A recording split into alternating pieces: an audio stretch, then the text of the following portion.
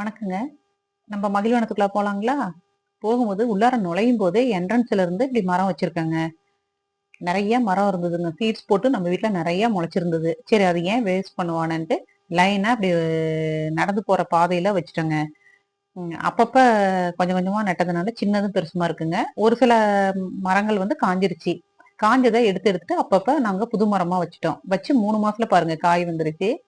இது சும்மா ஒரு 5 ஒரு 4 அடி அவ்வளோதான் இருக்கும்னு நெனைக்கிறேங்க. அதிலேயே காய் வந்துருச்சுங்க. ஒரு 2, 3 மரத்துல காய் வந்திருக்குது. அப்படியே கீழ இருந்து குழந்தைங்க கூட பறிச்சுக்கலாங்க. அந்த மாரி காய் வந்துருச்சு.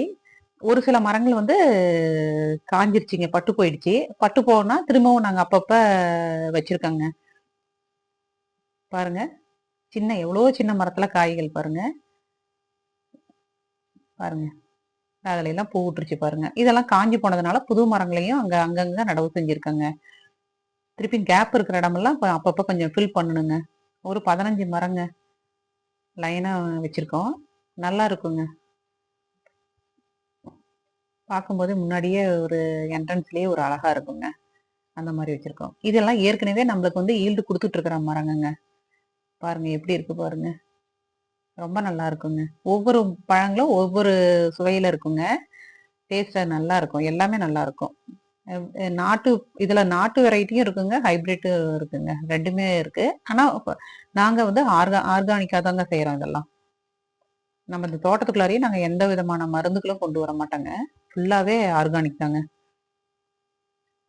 ஆனா சாப்பிடும்போதே நம்மளுக்கு தெரியுங்க. அது ஆர்கானிக்கா என்னன்னு தெரிஞ்சுக்கோங்க. பாருங்க. காய் பாருங்க எவ்வளோ அழகா இருக்கு பாருங்க. இதெல்லாம் ஒண்ணொண்ணும் ஒரு டைப்ல இருக்குங்க. பாருங்க இது ஒரு டைப்ல பாருங்க எப்படி இருக்கு பாருங்க. ஏதோ ஓவியம் வரைஞ்ச மாதிரி. இது நேத்து ஒரு நாள் அறுவடைங்க. ஒரு நாள் அறுவடையில ஒரு 17 கிலோ நேத்து கிடைச்சதுங்க. எடுத்துட்டு வந்துட்டு நாங்க எங்களுக்கு ஒரு 2 கிலோ வச்சுட்டு மீதி 15 கிலோவ ஒரு 4, 5 ஃபேமிலி வந்து ஷேர் பண்ணிக்கிட்டாங்கங்க. குடுத்துட்டோம். ஆனா பார்க்கறதோட உள்ளுக்குள்ளார பார்த்தோமா கேசரி மாரியே இருக்குங்க.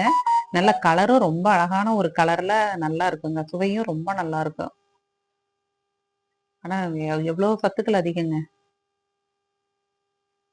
இந்த மாரி உங்ககிட்டயும் மரம் இருக்குங்களா? இருந்தா ஷேர் பண்ணுங்க.